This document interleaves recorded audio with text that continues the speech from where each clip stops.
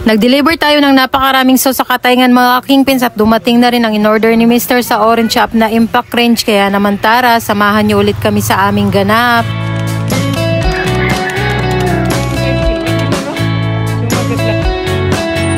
Magandang araw mga kingpins, dumating ng in-order natin na 10 box na Virginia hotdog. Kaya ito, binigay ko na yung pera kay Bunsoy para pick upin niya na sa baba. Hindi kasi mga kingpins door to door kung nagdi-deliver itong Virginia. At ayan mga kingpins, pinabilang ulit natin kay Bunsoy para siguradong tama ang amount ng pera. Natawa pa nga kami dyan kasi magpipick up nga siya dun sa baba pero yung tricycle hindi na nga niya din ay pababa. Bali ang ginawa niya nga dyan mga kingpins, naglakad siya pababa. At pagdating niya nga dun mga kingpins, magpipick up na nga siya at sa kanya lang na-realize na hindi niya pala nadala yung tricycle. Kaya ayun, ang nangyari mga kakingpins, pinagod niya lang nga ang sarili niya. Bali, umakyat naman siya dito pataas mga kakingpins at kinuha niya nga ang tricycle. At ayan mga kakingpins, tingnan nyo naman yung dami ng dadalhin niya pataas, kaya kailangan talaga tricycle yung dala niya. Pati nga si Bunsoy mga kakingpins, natatawa nga siya sa sarili niya. Ito nga si Mr. mga kakingpins, ina-unbox na nga tong parcel na dumating ngayong araw. At ito nga yung Impact Range mga kakingpins na in-order namin sa Orange App. Umorder tayo nito mga kakingpins dahil madalas nga ang brownout dito sa Masbate at minsan matagal pa ngang bumalik yung kuryente. Nang sa gayon mga kakingpins, kahit brownout nga ay may magamit tayo sa pagmixture ng butter na para sa corn dog at sa pugo. At dahil meron na nga tayo nito mga kakingpins, kahit mag-brownout pa ay hindi na nga madidili ang pagluto natin ng corn dog at mga kwek. Basta ikakaganda at ikakadali nga ng trabaho natin dito mga kakingpins sa ating negosyo ay kailangan talaga nating mag-invest. Ito mga kakingpins, siniseld na nga natin dito itong mga sauce na order sa atin ni Kaloydos na nakapwesto sa Katayngan. Bali itong araw nga din to mga kakingpins, ang deliver nito papuntang Katayngan. Sinisigurado natin mga kakingpins na hindi ito matapon sa biyahe kaya ginagamitan natin to ng plastic sealer. Bago natin to ikarga mga kakingpins sa tricycle at ipa-deliver, dino-double check muna natin to. Nang sa gayon mga kakingpins ay tama nga itong ating i-deliver. Walang labis at walang kulang mga kakingpins. At eto mga kakingpins, pinagtulungan na nga dito ni Bunsoy at ni Mr. ikarga dito sa tricycle ang mga ipapaship sa Katayngan. At eto mga kakingpins, maghihiwa naman tayo dito ng calamares. Ako, walang humpay na paghihiwa to mga kakingpins.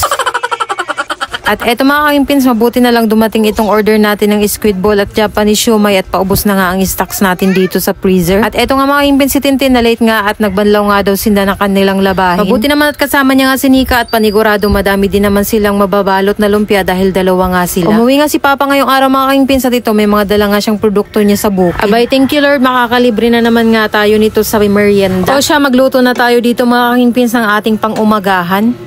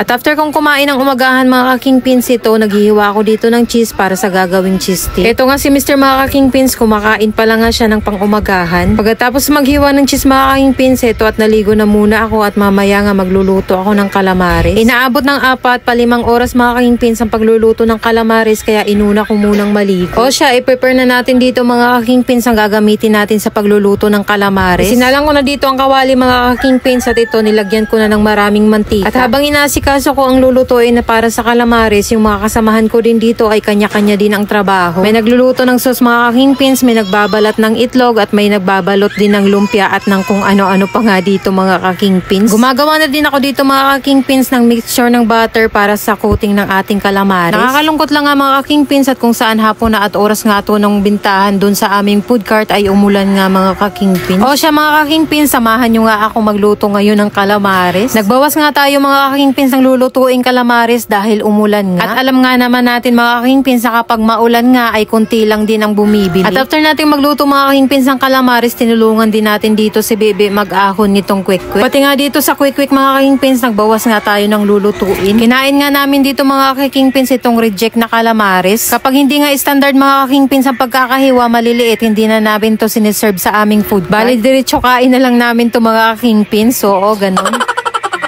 Magluluto na naman tayo dito mga ka-kingpins ng para sa pananghalian na ulam.